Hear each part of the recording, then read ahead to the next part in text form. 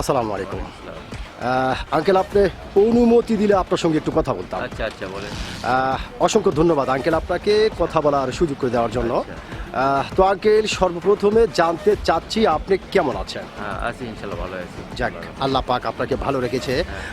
তো আঙ্কেল, আপনার নামটা জানতে পারি? ও আমার নাম শফিকুল ইসলাম। শফিকুল ইসলাম, সুন্দর একটি নাম আপনার, অত্যন্ত সুন্দর একটি নাম আপনার। তবে একটি কথা বলতে আমি বাধ্য হচ্ছি, সেটা হচ্ছে আপনার নাম শুনে এবং আপনাকে সামনাসামনি দেখে যেটা বোঝা যাচ্ছে আপনি প্রচণ্ড একটি সাহসী মানুষ।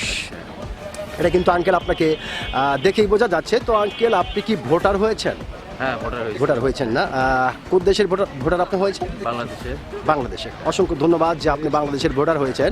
তো আঙ্কেল, যেহেতু আপনি বাংলাদেশের একজন সচেতন নাগরিক এবং বাংলাদেশের একজন সাহসী মানুষ, সেই ক্ষেত্রে এই বিষয়টি আপনার কাছ থেকে জানতে চাচ্ছি যে এইবার বাংলাদেশের সরকার কে হতে পারে? কে হতে পারে এটা তো সম্ভাব্য মানে ধারণা একটা। জি, কে জি, হতে পারে, just হ্যাঁ। idea, জি। নিশ্চিত করে তো কেউ বলতে পারবে না। জি জি, জাস্ট আইডিয়া। তবে দুটা দলই বেশি পাবে, জামায়াতে ইসলাম এবং বিএনপি থেকেই বেশি ভোট পাবে। বেশি পড়তে হবে। এটা না, হ্যাঁ।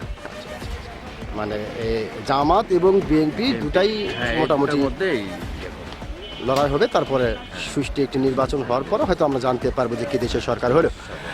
অসংখ্য ধন্যবাদ আঙ্কেল আপনাকে, খুব চমৎকার করে এবং অত্যন্ত সাহসিকতার সহিত কথাটি বলার জন্য অসংখ্য ধন্যবাদ আপনাকে।